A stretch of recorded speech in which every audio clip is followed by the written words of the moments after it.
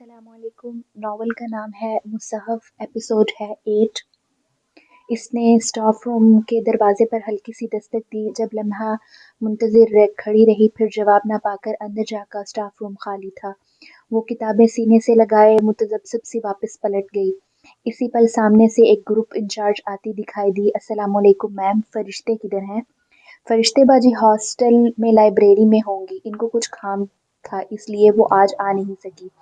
अच्छा। वो तेजी से सीढ़ियां फलांगने लगी। लाइब्रेरी का ग्लास डोर खुला था। इसने कदरे झिझकते हुए अंदर कदम रखा। किताबों के ऊंचे रैक्स और दीवार गिर फर्नीचर, विंडो, लाइब्रेरी का मखसूस माहौल। फरिश्ते इतने होले से पुकारा। खामोश लाइब्रेरी का तकद्दुस जख्मी हुआ। वो गिड़बड़ा कर चुप कर गई। इधर। लाइब्रेरी के किसी कोने से निकलकर वो एक तरफ इशारा किया। वो शर्मिंदा सी इधर लपकी। चंद रैक से गुजरकर इसने दूसरी तरफ झांका। वो किताब उठाए खिड़की से बाहर देख रही थी। हल्के गुलाबी रंग की शलवार कमीज पहने, दुपट्टा शानों के गिर्द लपेटे। फरिश्ते की इसकी तरफ पुश थी। महमल को इसकी कमर पर गिरे सीधे भूरे बाल दिखाई दिए। वो जरा सी हैरान हुई। इसने हमेशा हिजाब में मलबूस फरिश्ते को देखा था। सर ढांपे बगैर तो वो कतल मुख्तलिफ सी लग रही थी। फरिश्ते, वो जैसे चौंक कर मुड़ी। इसे देखा तो मुस्कुराई। अरे माशाल्लाह, आज तो लोग लाइब्रेरी आए हैं, मगर सिर्फ आपसे मिलने। बैठो। वो खिड़की से लगी कुर्सी पर आ बैठी, जिसके सामने मेज थी। मेज के इस तरफ एक खाली कुर्सी रखी हुई थी। वो महमल ने संभाल ली और किताबें मेज पर रख दी। मुझे हमायूं ने कुछ बताया था, वो कहने लगी तो महमल खामोशी से इसे देखने लगी। लंबे सीधे भूरे बाल जो उसने कानों के पीछे कर रखे थे, धमकती रंगत वाला चेहरा और कांच सी सुनहरी आंखें। इसके नक्श मुख्तलिफ थे, मगर आंखें और बाल यूं थे जैसे वो आईना देख रही हो। वो तो तुम्हारा रिश्ता उन्होंने अपने बेटे से तय कर दिया। महमल ने हल्का सा असबाब में सर हिलाया। तो तुम इनकार कर दो। किसके लिए इनकार करूं? इसके लिए जो बीच राह में छोड़ जाता है। वो कहना चाहती थी मगर कह ना सकी। ये तो अभी इसने अपने दिल से भी ना कहा था। फरिश्ते से कैसे कहती? मैं क्यों इनकार करूं? क्या मैं सब्र करके अजर ना लूं? महमल, मजलूमियत और सब्र में फ़र्क होता है, और वो फ़र्क एहतजाज करने का हक रखने का होता है, बजाय अपनी ज़िंदगी ख़राब करने का। तुम एक बेहतरीन रास्ता चुन लो। साफ-साफ इनकार कर दो। मुझे इनका रिएक्शन से डर लगता है। इस पे तुम सब्र कर लेना। वो हल्की सी मुस्कुराई। रिश्तेदारों के साथ बहुत सब्र से गुजारा करना पड़ता है लड़की। आप करती हैं सब्र? क्या मतलब? आपके रिश्तेदारों में फरिश्ते, आपके पेरेंट्स और हमायूं के पेरेंट्स। इसने सवाल अधूरा छोड़ दिया। जानती थी फरिश्ते को अधूरे सवाल पढ़ने आते हैं। मेरी अम्मी की एक ही बहन थी, हमायूं इनका बेटा है। इनकी डेथ के बाद अम्मी ने हमायूं को गोद ले लिया।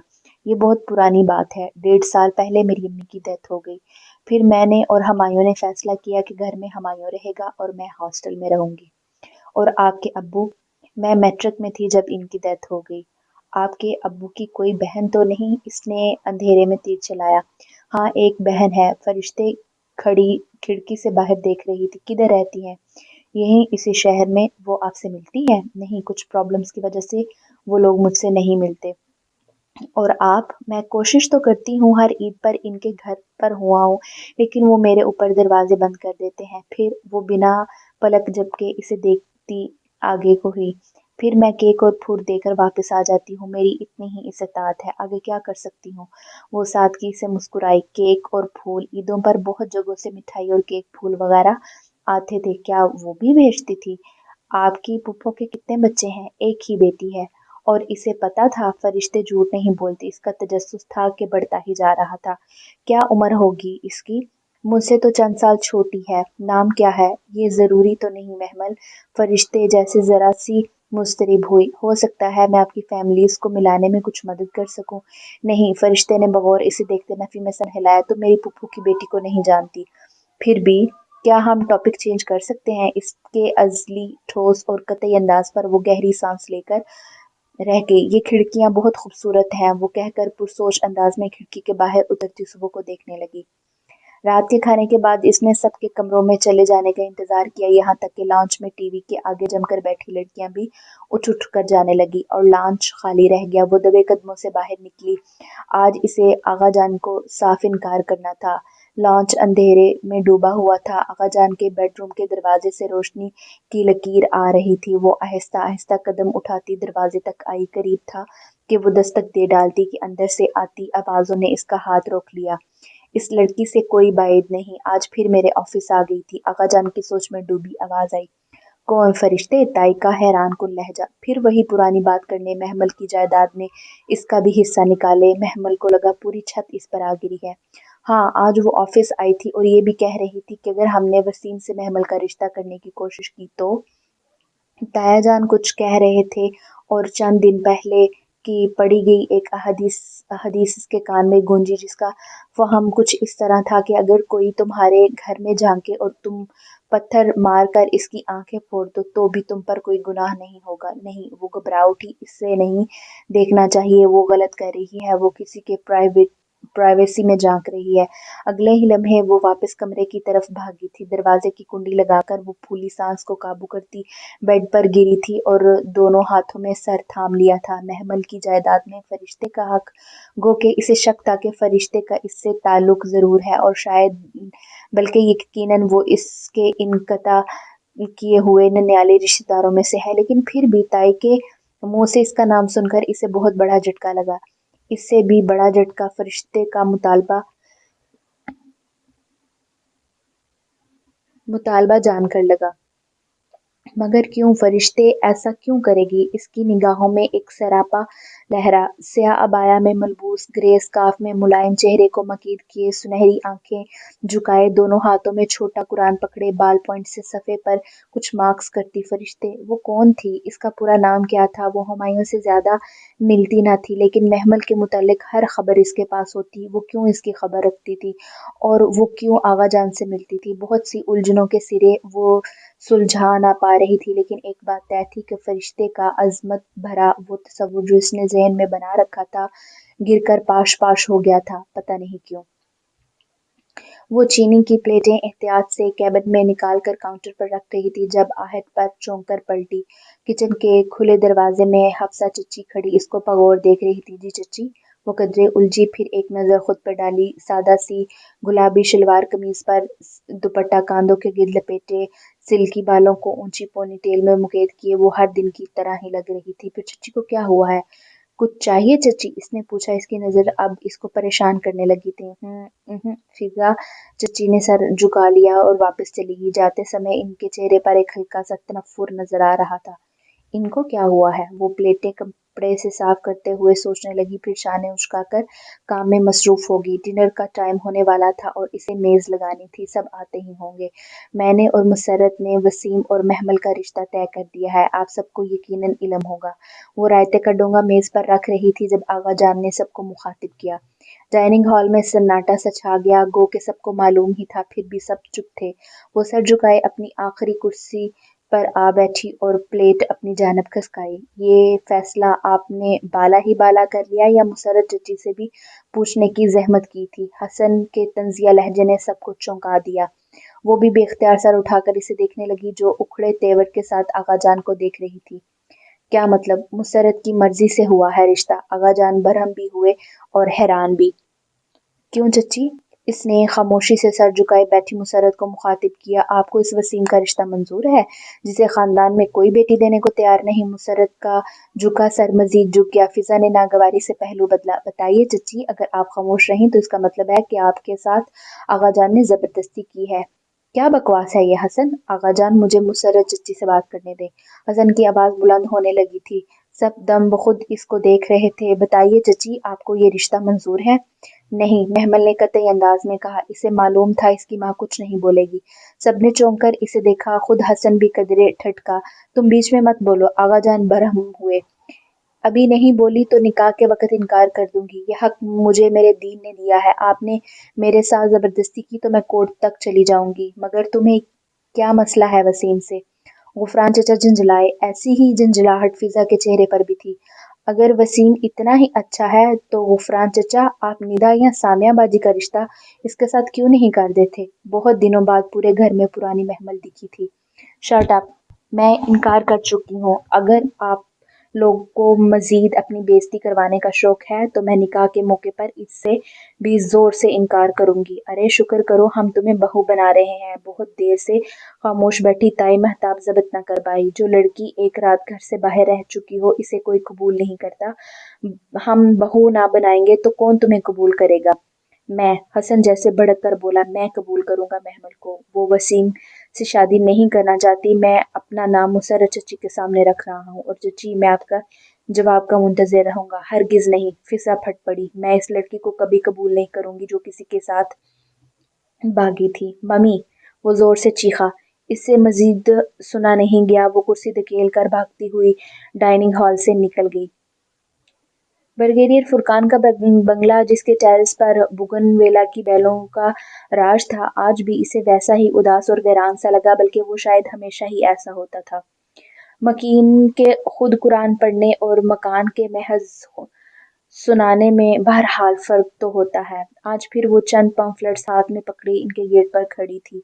बेल पे मुलाजिम ने भाग कर छोटा दरवाज़ा खोला। जी बीबी, इसने सर बाहर निकाला। मुझे ब्रिगेडियर फुरकान से मिलना है। वो अंदर हैं? जी, वो काम कर रहे हैं। इनसे कहो महमल आई है। कदरे तहक्कुम से कहकर वो सीने पर बाजू बांधे वहीं खड़ी रह गई। फौरन मुलाजिम अंदर को दौड़ा। चंद लम्हे बाद ही इसकी वापसी होगी। साहब कह रहे हैं आप अपने कागज ले लें। इसने पुराने पम्फलेट इनकी तरफ पढ़ाए। उन्होंने पढ़ लिए? जी नहीं, वो मसरूफ हैं। अपने साहब को कहो ये इन पर मेरी अमानत थी। जब उन्होंने लिए तो मेरी सौंपी गई जिम्मेदारी भी इन्हें निभानी थी, वरना लेने से ही इनकार कर देते। उन्होंने खयानत करके ये लौटाए हैं, और अगर मैंने माफ़ नहीं किया तो इनकी को माफ़ी नहीं मिलेगी। मुलाजिम होंकों की तरह इसे देखता रहा। देखने लगा, फिर अंदर लपका। साहब आपको अंदर बुला रहे हैं। वो पैगाम देकर जल्द ही वापस आया था। शुक्रिया। वो पूरे एतमाद से अंदर चली गई। स्टडी का दरवाज़ा खुला। महमल ने चौखट में खड़े खड़े दरवाज़ा उंगली की पुश से बचाया। स्टडी टेबल के पीछे रिवॉल्विंग चेयर पर बैठे ब्रिगेडियर फुरकान ने किताब पर सर झुकाए उठाया और ऐनक के पीछे से देखा, जो दरवाजे के बीच खड़ी थी। यूनिफॉर्म की सफ़ेद शलवार कमीज और चेहरे के गिर्द नफासत से लिपटा तरोताज़ा गुलाबी स्कार्फ, जो पीछे से ऊंची पोनी के बाद जरा सा उठ गया था। हाथ में चंद पम्फलेट पकड़े वो दराज कद सुनहरी आंखों वाली लड़की मुंतजिर सी खड़ी थी। कमेन। ब्रिगेडियर फुरकान ने चश्मा उतार कर मेज पर रखा, किताब बंद की और कुर्सी पर कदरे पीछे को टेक लगाई। मैं कुछ पम्फलेट्स दे के गई थी और मैंने वापस कर दिए थे, और कुछ इनके बाद रौब चेहरे पर कदरे नागवारी थी। जी, ये कुछ और है। वो आगे बढ़ी और चंद पम्फलेट इनको मेज पर रख दिए। ये आप पढ़कर मुझे वापस कर दीजिएगा। मगर मुझे ये नहीं चाहिए, वो बेजार से बोले।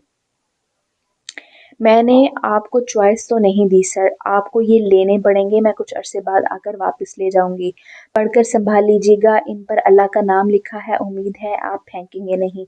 वो खड़ी खड़ी कहकर तेजी से वापस पलटी। ब्रिगेडियर फुरकान ने तिलमिलाकर एक नज़र एक पम्फलेट को देखा, फिर दराज में डालकर अपनी ऐनक उठाई और कुछ बड़बड़ाते हुए किताब खोल ली। वो अपनी धुन में राहदारी में चलती जा रही थी कि अचानक दूसरी तरफ से आती फरिश्ते पर निगाह पड़ी। इसके लब भीज गए। बेख्तियार ही वो पीछे हटी। फरिश्ते ने इसे नहीं देखा था। वो अपने साथ चलती टीचर से फिक्रमंदी से कुछ कहती चली आ रही थी। महमल उल्टे कदमों वापस हुई और बरामदे में रुख मोड़कर खड़ी हो गई। इनकी तवक्को के ऐन मुताबिक फरिश्ते ने इसकी मौजूदगी नोट नहीं की थी। साथ ही टीचर्स के हमरा नीचे प्रेयर हॉल की सीढ़ियां उतर गई। प्रेयर हॉल में मुल्क के नामवर दीनी स्कॉलर डॉक्टर सरवर मिर्जा के लेक्चर का इनकाद था। वो भी सुस्त रवि से चलती हुई एक दरमियानी सफ के नशिस्त पर आ बैठी। अभी लेक्चर शुरू होने वाला था। महमल ने हाथ में पकड़ा पॉकेट साइज कुरान खोला और यूं ही पढ़ने के लिए सफ़े पलटे। फरिश्ते ने ऐसा क्यों किया? ये सवाल मुसलसल इसके जहन में गर्दिश कर रहा था। इसने आगाजान से महमल की जायदाद में हिस्सा क्यों मांगा? फरिश्ते जैसी लड़की इतनी मादाप्रस्त हो सकती है, वो तो सोच भी नहीं सकती थी। इसने मतलूबा सफ़ा पलटा और आयत निकाली जो आज पढ़ाई जाने वाली थी। मगर डॉक्टर सरवर के लेक्चर्स के बास आज तफसीर की क्लास नहीं होना थी, और इन चीज़ों के बारे में सवाल ना करो जो अगर जाहिर कर दी जाएं तो तुम्हें बुरी लगे। ओह! गहरी सांस लेकर महमल ने कुरान बंद कर दिया। मेरा कुछ भी प्राइवेट नहीं है। इसने आहिस्ता से गर्दन ऊपर को उठाई और फिर ऊपर देखते हुए मुस्कुराकर सर झटका। जब भी ऐसा होता इसे कुरान पर बेहद प्यार आता। इसे लगता था दुनिया में इससे तेज कोई कम्युनिकेशन मोड इजाद नहीं हुआ था। मगर ऐसा क्या है जो मुझे इस सवाल का जवाब बुरा लगेगा? वो न चाहते हुए भी फिर से सोचने पर मजबूर हो गई। डॉक्टर सरवर लेक्चर शुरू कर चुके थे। पूरा हॉल खचाखच भरा हुआ था। दूर दूर तक पिंक स्कार्फ में ढके सर दिखाई दे रहे थे। स्टेज के करीब چیئرز پر سٹاف موجود تھے، فرشتے بھی وہیں ایک کرسی پر بیٹھی ڈائری پر تیز تیز لیکچر نوٹ کر رہی تھی۔ اسے نوٹس لیتے دیکھ کر وہ خود بھی چونک کر ڈاکٹر سرور کی طرف متوجہ ہوئی جو روسٹر پر کھڑے تھے۔ سر پہ جناح کیپ، سفید داڑھی، شلوار قمیض اور واسکٹ میں ملبوس وہ خاصے منجے ہوئے اسکالر تھے۔ وہ اکثر ان کو ٹی وی پر دیکھتی رہتی تھی۔ اپنی سوچوں کو جھٹک کر وہ بغور لیکچر سننے لگی۔ بعض لوگ قرآن پڑھ کر بھٹکتے ہیں، واقعی ایسا ہوتا ہے، وہ اپنے مخصوص انداز میں کہہ رہے تھے۔ اس لیے بہتر ہے کہ قرآن کسی اچھے غیر متعصب عالم سے زندگی میں ایک دفعہ ضرور پڑھ لینا چاہیے، مگر اس کا یہ مطلب نہیں کہ کسی کا دامن پکڑنا ضروری ہے، نہیں، بلکہ کسی غیر متعصب تفسیر کو پڑھ کر بھی کسی حد تک قرآن کی سمجھ بوجھ پیدا کی جا سکتی ہے۔ قرآن کو پڑھ کر ہم ہر آیت کے اپنے حالات کے مطابق کئی مطالب نکالیں، وہ مطلب نکالنا غلط نہیں ہے، مگر ظاہر کو باطن سے تشبیہ دینا قطعاً غلط ہے۔ مثلاً بنی اسرائیل کو گائے ذبح کرنے کا جو حکم اللہ پاک نے حضرت موسیٰ علیہ السلام کے ذریعے دیا تھا، وہ ہم سب جانتے ہیں۔ اس واقعے سے ہم یہ سبق تو نکال سکتے ہیں کہ کثرت سوال سے حکم مشتبہ ہو جاتا ہے، مگر اس سے یہ مطلب ہرگز نہیں نکالا جا سکتا کہ وہاں گائے سے مراد ایک صحابیہ ہے، نعوذ باللہ۔ بعض لوگوں نے دفعتاً یہاں گائے سے مراد ایک صحابیہ کو لیا۔ ایک اور مثال سورہ حجر کی آخری آیات میں ہے کہ اپنے رب کی عبادت کرو یہاں تک کہ تمہارے پاس یقین آ جائے۔ اب یہاں یقین سے مراد موت ہے، یعنی موت آنے تک عبادت کرتے رہو، مگر بعض لوگ یہاں یقین سے مراد بلیف لے کر اپنی عبادت کو کافی سمجھ کر بس کر دیتے ہیں کہ جی ہمیں اپنی عبادت پر یقین آ گیا ہے تو سب عبادتیں بس ختم۔ سورہ حجر کہاں تھی بھلا؟ اس نے آہستہ سے اپنا چھوٹا سا قرآن کھولا اور صفحے پلٹنے لگی۔ سورہ حجر ملی تو اس نے اس کی آخری آیات کھولی۔ آیت وہی تھی جو وہ کہہ رہے تھے، مگر آخری 3 الفاظ عربی میں حتیٰ یأتی الیقین تھا، حتیٰ کا یقین آ جائے، یقین۔ اس نے الیقین پر انگلی پھیری، پھر الجھ کر ڈاکٹر سرور کو دیکھا۔ وہ کہہ رہے تھے یہاں پہ یقین سے مراد یقین نہیں بلکہ موت ہے۔ سو اس طرح کے الفاظ کا من چاہا مطلب نکالنا انسان کو بھٹکا سکتا ہے۔ اپنی کوسچن انہوں نے رک کر ایک طرف دیکھا۔ محمل نے ہاتھ فضا میں بلند کیا، یس سر۔ انہوں نے سر کے اشارے سے اجازت دی۔ وہ ہاتھ میں قرآن پکڑے اپنی نشست سے اٹھی۔ سر مجھے ایک بات سمجھ میں نہیں آئی۔ میرے پاس بغیر ترجمے والا مصحف ہے، اس میں مذکور آیات میں واقعی یقین کا لفظ استعمال ہوا ہے، سو اس کا مطلب موت کیسے ہوا؟ دونوں الفاظ میں خاصا فرق ہے۔ اس کا مطلب موت ایسے ہے کہ وہ ذرا دیر کو رکے اور بغور اسے دیکھ رہے، اس کا مطلب موت نکلا ہے۔ جی سر، میرا یہی سوال ہے کہ کیسے، اس کی دلیل کیا ہے؟ دلیل یہ ہے کہ میں نے ڈاکٹر سرور مرزا نے اس کا مطلب موت لیا ہے۔ میں اس ملک کا سب سے بڑا اسکالر ہوں، آپ میرے کریڈینشلز اٹھا کر دیکھیں، میری ڈگریز دیکھیں، کیا میں بات بطور ایک ٹھوس دلیل کی کافی نہیں؟ اگلی صفوں پہ بیٹھی لڑکیاں گردنیں موڑ کر اسے دیکھ رہی تھی جو ہاتھ میں چھوٹا قرآن پکڑے کھڑی تھی۔ سر، آپ یقیناً اہم ہے، مگر قرآن کے بعض اس کے بعض کی تفسیر کرتا ہے، حدیث بھی یہی ہے۔ کیا قرآن یا حدیث میں کہیں یہ ذکر ہے کہ یہاں یقین سے مراد موت ہے؟ وہ بہت شائستگی اور لحاظ سے مہذب سی پوچھ رہی تھی۔ ڈاکٹر سرور کے چہرے پر واضح ناگواری ابھری۔ یعنی کہ اگر میں آپ کو اس مطلب کی دلیل نہ دوں تو اسے محض میری بات سمجھ کر آپ جھٹلا دیں گی؟ یعنی آپ کو میری بات کے اوپر مزید کوئی دلیل چاہیے؟ جی، اس نے ہولے سے سر ہلایا۔ پورے حال میں ایک اضطراب کی لہر دوڑی۔ لڑکیاں قدرے پریشان ہو کر ایک دوسرے کو دیکھنے لگی۔ یعنی آپ ایک دینی اسکالر کو چیلنج کر رہی ہیں؟ سر، میں بہت ادب سے صرف دلیل مانگ رہی ہوں۔ اگر اس کی دلیل قرآن و حدیث میں نہ ہو تو کیا آپ یقین کا مطلب موت تسلیم کر لیں گی؟ نہیں سر، کبھی بھی نہیں۔ ڈاکٹر سرور نے گہری سانس لے کر حال پہ ایک نظر دوڑائی۔ کیا کوئی اور بھی ہے جو اپنی عمر میں زیادہ طویل تجربے کے حامل ایک اسکالر کو چیلنج کرے؟ کسی اور کو بھی دلیل چاہیے؟ بہت سے سر نفی میں ہل گئے۔ وہ اکیلی کھڑی تھی، یعنی 300 لڑکیوں میں سے ایک لڑکی کو دلیل چاہیے۔ یہی پڑھا رہے ہیں آپ لوگ اس مسجد میں؟ کون ہے آپ کی کلاس کا انچارج؟ میڈم مصباح کھڑی ہوئی۔ کیا آپ اس ناکام کلاس رپورٹ کی ذمہ داری لیتی ہیں؟ دین آؤٹ آف 3 ہیڈز کی جی سر۔ میڈم مصباح کا سر قدرے جھک گیا۔ ڈاکٹر سرور نے محمل کو دیکھا۔ کیا آپ کو ابھی بھی دلیل چاہیے؟ جی سر۔ وہ کچھ دیر خاموشی سے اس کے چہرے دیکھتے رہے پھر ہلکے سے مسکرائے۔ المدثر آیات نمبر 17-13 میں یقین کا لفظ موت کے لیے استعمال ہوا ہے، وہاں سے ہم دلیل لیتے ہیں کہ یہاں بھی یقین سے مراد موت ہے۔ مجھے خوشی ہے کہ آپ نے مرعوب ہوئے بغیر ادب کے دائرے میں رہ کر مجھ سے دلیل مانگی، اور مجھے افسوس ہے کہ صرف ایک بچی نے یہ جرأت کی، باقی سب خاموش رہی۔ 299 لڑکیوں میں یقیناً ابھی یہ کمی موجود ہے جو کہ قرآن کی کلاس کے ناکام کارکردگی کا ثبوت ہے۔ کیا کوئی شخص ڈگریوں کا پلندہ لے کر آپ کے سامنے آئے، خود کو سب سے بڑا اسکالر بتائے اور آپ اس کی بات کو بطور دلیل مان لے؟ کیا آپ کو پہلے دن ہی نہیں بتایا گیا کہ دلیل صرف قرآن یا حدیث ہوتی ہے، کسی عالم کی بات دلیل نہیں؟ پھر بہت سے گلابی اسکارف میں لپٹے سر جھک گئے۔ محمل سر خروشی میں اپنی نشست پر بیٹھی۔ ڈاکٹر سرور ابھی بھی بہت کچھ کہہ رہے تھے مگر وہ سورہ المائدہ کھو کر اس آیت کا کاؤنٹر چیک کر رہی تھی۔ محمل لیکچر کے بعد وہ کوریڈور سے گزر رہی تھی جب فرشتے نے اسے پیچھے سے پکارا۔ اس کے قدم وہیں تھم گئے مگر وہ مڑی نہیں۔ فرشتے تیز تیز چلتی اس کے قریب آئے۔ "I am proud of you محمل"۔ وہ یقیناً بہت خوش تھی۔ گرے اسکارف میں مقید اس کا چہرہ دمک رہا تھا۔ محمل اجنبی نظروں سے اسے دیکھ رہی تھی۔ "ڈاکٹر سرور تم سے بہت خوش ہیں۔ انہوں نے ایک سیمینار کے لیے تمہارا نام دیا ہے اور تم میرے ساتھ ادھر جا کے اسپیچ کرو گی۔ آپ کے ساتھ؟ وہ بولی تو اس کی آواز میں خزاں کی سی خفگی تھی۔ "پھر مجھے نہیں جانا۔" "کیا مطلب؟" فرشتے کی مسکراہٹ پہلے مدھم ہوئی اور پھر آنکھوں میں حیرت ابھری۔ "مجھے جھوٹے لوگ سخت ناپسند ہیں محمل"۔ وہ ششدر رہ گئی۔ "میں نے کون سا جھوٹ بولا ہے؟ یہ سوال آپ خود سے کیوں نہیں کرتی؟ تم سے کس نے کہا؟ میں بچی نہیں ہوں فرشتے"۔ وہ گویا پھٹ پڑی۔ اندر ابلتے لاوے کو باہر کا راستہ نظر آیا۔ "آپ کیوں گئی میرے آقا جان کے پاس؟ کیا لگتے ہیں وہ آپ کے؟ میں یتیم ہوں؟ کیا آپ کو یتیم کے مال میں حصہ چاہیے؟ کیونکہ آپ نے ایسی حرکت کی، آپ کے جانے کے کسی اونچی مسند پر بٹھایا تھا میں نے۔ بہت بری طرح خود کو گرایا ہے آپ نے۔ میں سوچ بھی نہیں سکتی تھی آپ ایسے کر سکتی ہیں۔ کیا رشتہ ہے آپ کا مجھ سے؟ آپ جھوٹ نہیں بولتی مگر سچ چھپانا بھی تو جھوٹ ہوتا ہے"۔ میں نے پوچھا آپ کی پھپھو کی بیٹی کا نام کیا ہے؟ آپ نے نہیں بتایا۔ "آخر کیوں؟"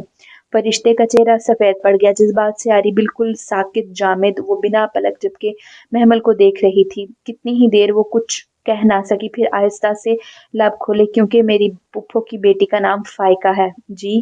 اس کا دماغ بھگ سے اڑ گیا۔ "میں نے کہا نا تم نہیں جانتی، میری پھپھو کی بیٹی کا نام فائقہ ہے۔ میں فرشتے ابراہیم ہوں، آغا ابراہیم کی بیٹی۔ جاؤ اپنے گھر میں کسی سے پوچھو"۔ "مگر وہ کیوں بتائیں گے؟ وہ میری حیثیت تسلیم نہیں کرتے تو کیسے بتائیں گے"۔